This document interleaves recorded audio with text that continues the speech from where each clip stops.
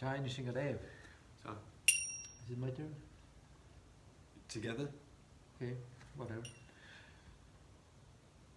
Namaste Nrsimhaya Praladaladatayine Hiranyakashipurvakshaha Shiratankanakalaye Ito Nrsimha Parato Nrsimho Yato Yato Yamitato Nrsimha Ahir Nrsimho Nrsimhamadim Sharanam Prapade Tavakarakamalavari Nakha Nrsimha Dalita Hiranyakashipu Dhanubringa Keshavadrita Narari Rupa Jai Jagadisha Hare Jai Jagadisha Hare Jai Jagadisha Hare Nrsimha Dev Nrsimha Dev Jaya Nrsimha Dev Prahlad Maharaj Prahlad Maharaj Prahlad Maharaj Jaya Prahlad Maharaj Prabhupada Prabhupada Prabhupada Jaya Jaya Prabhupada.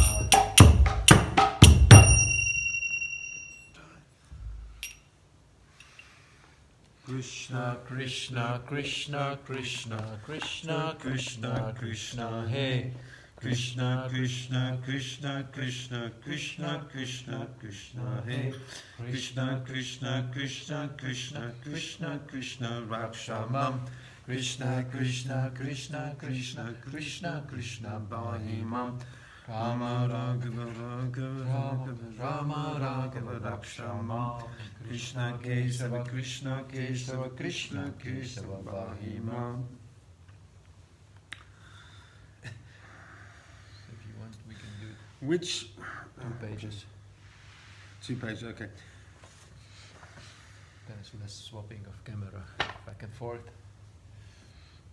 People who are after yes, I know.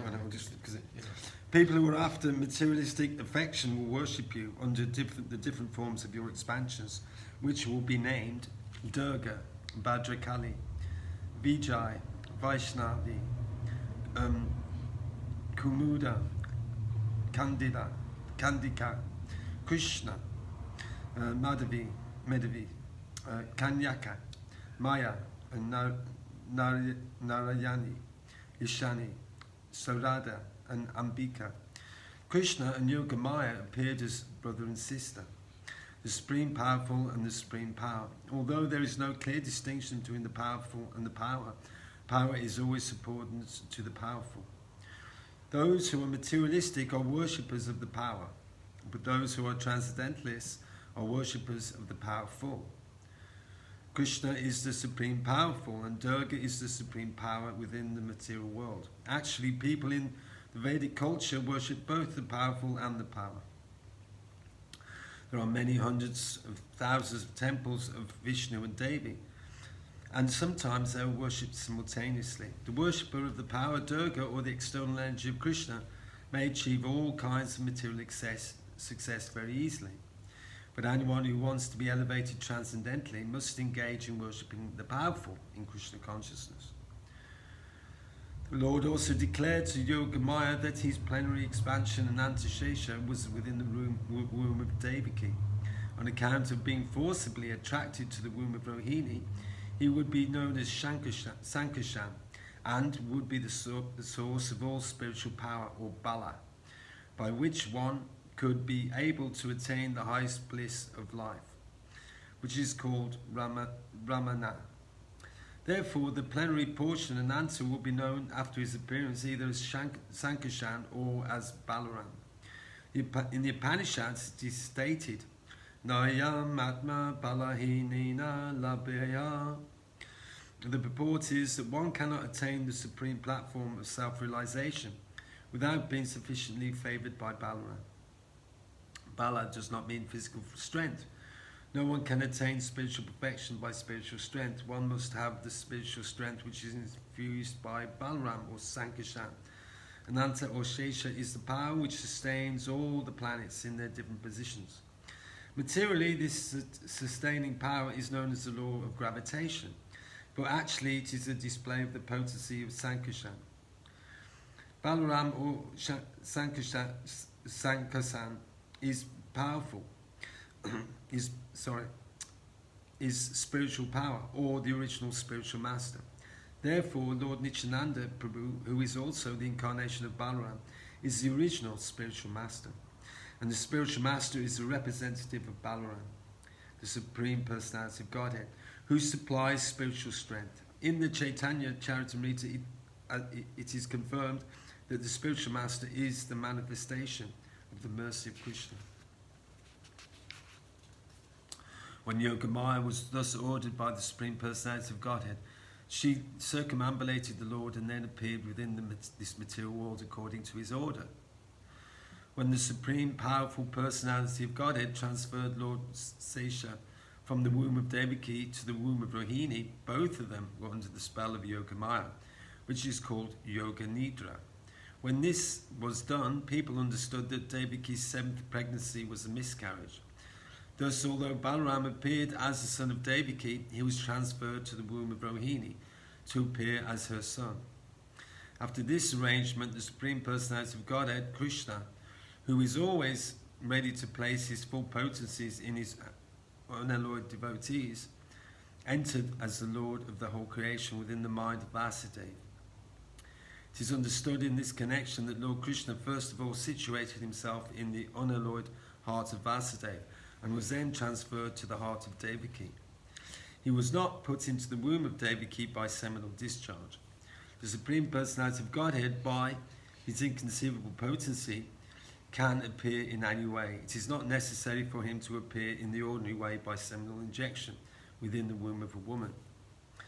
When Vasudeva was sustaining the form of the Supreme Personality of Godhead within his heart, he appeared just like the glowing sun, thus whose shining rays were always unbearable and scorching to the common man. The form of the Lord situated in the pure unalloyed heart of Vasudeva is not different from the original form of Krishna. The appearance of the form of Krishna anywhere and specifically within the heart is called Dharma. Dharma does not only refer to Krishna's form, but his name. His form, his quality and his paraphernalia. Everything becomes manifest simultaneously. Thus the eternal form of the Supreme Personality of Godhead with full potencies was transferred from the mind of Vasudeva to the mind of Devaki, exactly as the setting sun's rays are transferred to the full moon rising in the east. Krishna, the Supreme Personality of Godhead, entered the body of Devaki from the body of Vasudeva.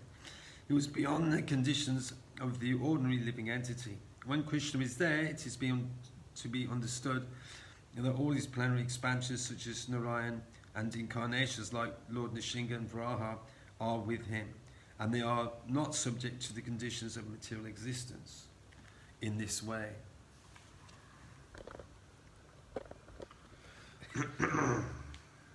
In this way, Devaki became the residence of the Supreme Personality of Godhead, who is one without a second, and the cause of all creation. Devaki became the residence of the Absolute Truth, but because she was within the house of Kamsa, she looked just like a suppressed fire, or like misused education. When fire is covered by the walls of a pot, or is kept in a jug, the illuminating rays of the fire cannot be very much appreciated. Similarly, misused knowledge, which does not benefit the people in general, is not very much appreciated. So Devaki was kept within the prison walls of Kamsa's palace, and no one could see her transcendental beauty, which resulted from her conceiving the Supreme Personality of Godhead. Kamsa, however, saw the transcendental beauty of his sister Devaki, and he at once concluded that the Supreme Personality of Godhead had taken shelter in her womb. She had never before looked so wonderfully beautiful. He could distinctly understand that there was something wonderful within the womb of Devaki. In this way, Kamsa became perturbed. He was sure that the Supreme Personality of Godhead would kill him in the future and that he had now come. Kamsa began to think, what is to be done with Devaki? Surely she has Vishnu or Krishna within her womb, so it is certain that Krishna has come to execute the mission of the demigods. And even if I immediately kill Devaki, his mission cannot be frustrated. Kamsa knew very well that no one can frustrate the purpose of Vishnu. Any intelligent man can understand that the laws of God cannot be violated. His purpose will be served in spite of all impediments offered by the demons. Kamsa thought, if I kill Devaki at the present moment, Vishnu will enforce his supreme will more vehemently. To kill Devaki just now would be a most abominable act. No one desires to kill his reputation, even in an awkward situation. If I kill Devaki now, my reputation will be spoiled. Devaki is a woman, and she is under my shelter. She is pregnant, and if I kill her, immediately all my reputation, the results of my pious activities, and my duration of life will be finished. He also further deliberated. A person who is too cruel is as good as dead, even in this lifetime. No one likes a cruel person during his lifetime. And after his death, people curse him. On account of his self-identification with the body, he must be degraded and pushed into the darkest region of hell. Kamsa thus meditated on all the pros and cons of killing Devaki at that time. Kamsa finally decided not to kill Devaki right away, but to wait for the inevitable future. But his mind became absorbed in animosity against the Supreme Personality of Godhead. He patiently waited for the deliverance of the child, expecting to kill him as he had done previously with the other babies of Devaki. Thus being merged in the ocean of animosity against the Personality of Godhead, he began to think of Krishna and Vishnu while sitting, while sleeping, while walking, while eating, while working, in all the situations of his life. His mind became so much absorbed with the thought of the Supreme Personality of Godhead that indirectly he could see only Krishna or Vishnu around him. Unfortunately, although his mind was so absorbed in the thought of Vishnu, he is not recognized as a devotee because he was thinking of Krishna as an enemy. The state of mind of a great devotee is also to be always absorbed in Krishna. But a devotee thinks of him favorably, not unfavorably. To think of Krishna favorably is Krishna consciousness, but to think of Krishna unfavorably is not Krishna consciousness. At this time, Lord Brahma and Lord Shiva, accompanied by great sages like Narada and followed by many other demigods, invisibly appeared in the house of Kamsa. They began to pray for the Supreme Personality of Godhead in select prayers, which are very pleasing to the devotees and which award fulfillment of their desires. The first word they spoke acclaimed that the Lord is true to his vow. As stated in the Bhagavad Gita, Krishna descends in this material world just to protect the pious and destroy the impious. That is his vow. The demigods could understand that the Lord had taken his residence within the womb of Devaki in order to fulfill his vow. The demigods were very glad that the Lord was appearing to fulfill his mission, and they addressed him as Satyam Param, or the Supreme Absolute Truth. Everyone is searching after the truth. That is the philosophical way of life. The demigods give information that the Supreme Absolute Truth is Krishna. One who becomes fully Krishna conscious can attain the Absolute Truth. Krishna is the Absolute Truth. Relative truth is not truth in all three phases of eternal time. Time is divided into past, present, and future. Krishna is truth always, past, present, and future. In the material world, everything is being controlled by supreme time, in the course of past, present, and future. But before the creation, Krishna was existing, and when there His creation, everything is resting in Krishna. And when this creation is finished, Krishna will remain. Therefore, he is absolute truth in all circumstances. If there is any truth within this material world, it emanates from the supreme truth, Krishna. If there is any opulence within this material world, the cause of the opulence is Krishna. If there is any reputation within this material world, the cause of the reputation is Krishna. If there is any strength within this material world, the cause of such strength is Krishna. If there is any wisdom and education within this material world, the cause of such wisdom and education is Krishna. And therefore Krishna is the source of all relative truths. This material world is composed of 5 principal elements: earth, water, fire, air and ether. And all such elements are emanations from Krishna. The material scientists accept these primary 5 elements as the cause of material manifestation, but the elements in their gross and subtle states are produced by Krishna. The living entities who are working within this material world are also products of his marginal potency. In the 7th chapter of the Bhagavad Gita, it is clearly stated that the whole manifestation is a combination of 2 energies of Krishna, the superior energy and the inferior energy. The living entities are the superior energy, and the dead material elements are his inferior energy. In its dormant stage, everything remains in Krishna. The demigods continue to offer their respectful prayers unto the supreme form of the personality of Godhead, Krishna, by analytical study of the material manifestation. What is this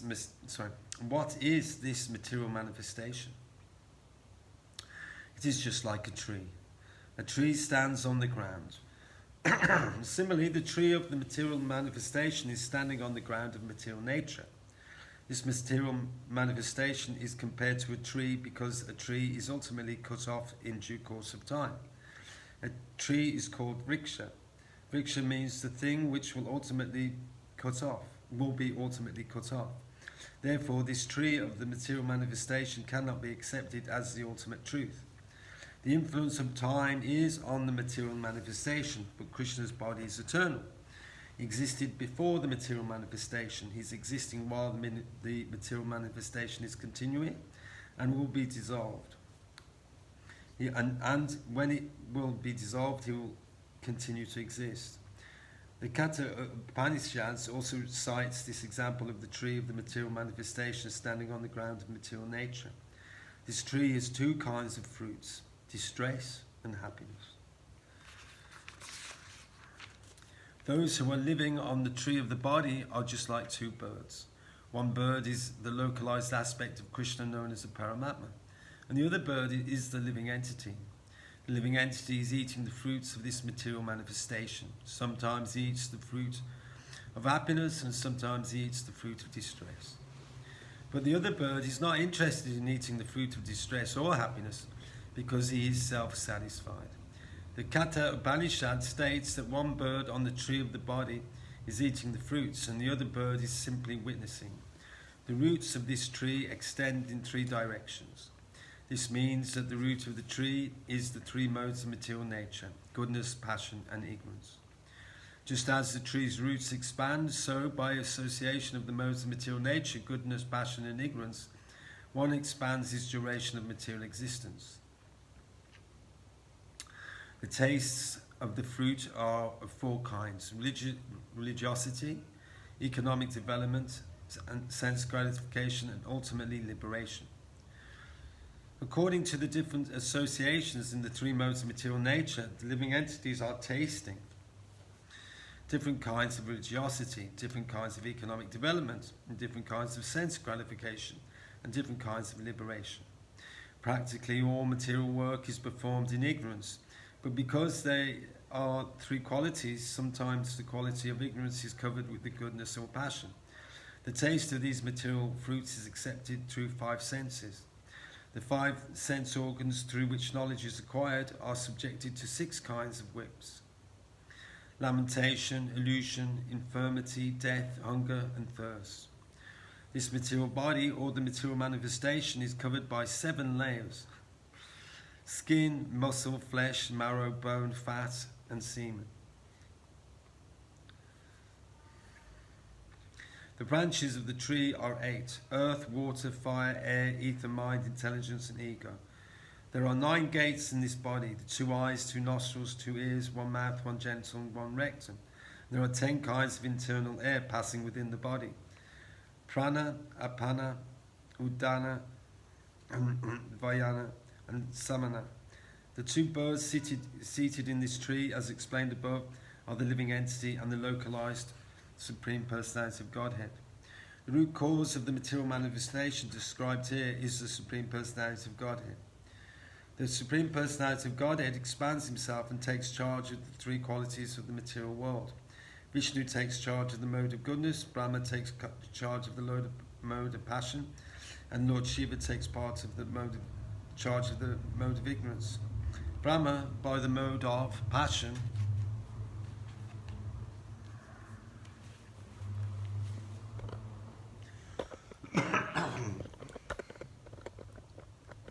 Brahma, by the mode of passion, creates this manifestation. Lord Vishnu maintains this manifestation by the mode of goodness, and Lord Shiva annihilates it by the mode of ignorance. The whole creation ultimately rests in the Supreme Lord. He is the cause of creation, maintenance, and dissolution. And when the whole manifestation is dissolved in its subtle form as the energy of the Lord, it rests within the body of the Supreme Lord.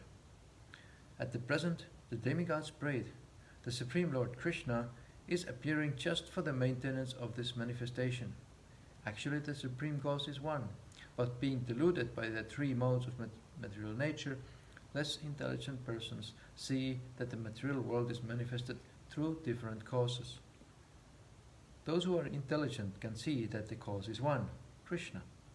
As it is stated in the Brahma Samhita, Sarvakarana Karanam, Krishna is the Supreme Personality of Godhead, is the cause of all causes.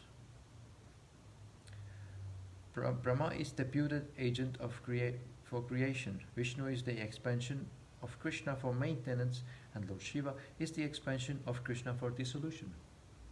Our dear Lord, the demigods prayed, it is very difficult to understand your eternal form of personality. People in general are unable to understand your actual form. Therefore, you are personally descending to exhibit your original eternal form. Somehow, people can understand the different incarnations of your Lordship, but they are puzzled to understand the eternal form of Krishna with 2 hands, moving among human beings exactly like one of them. This eternal form of your Lordship is ever increasing in transcendental pleasure for the devotees. But for the non-devotees, this form is very dangerous. As stated in the Bhagavad Gita, Krishna is very pleasing to the sadhu. It is said, Paritranaya sadhunam. But this form is very, very dangerous for the demons because Krishna also descends to kill the demons. He is therefore simultaneously pleasing to the devotees and dangerous to the demons. Our dear Lotus-eyed Lord, you are the source of pure goodness. There are many great sages who simply by samadhi or transcendentally meditating upon your lotus feet and thus being absorbed in your thought have easily transformed the great ocean of nescience created by the material nature to no more than water in a calf's hoof print. The purpose of meditation is to focus the mind upon the personality of Godhead, beginning from his lotus feet. Are we done here with time? What's your time? It's 2 minutes. 58, 52. Okay, that means we don't want to rush. Hare Krishna. We continue tomorrow. Hare Krishna. It's wonderful to go through all these nectarian pastimes again and again and again. And each time we read, Krishna reveals some new interesting discoveries, new details which we didn't notice before. So, depending on how much absorbed and how attentive we are while listening, depending on that, is how much Get from it. get from it, and bliss we experience by hearing it. So it's a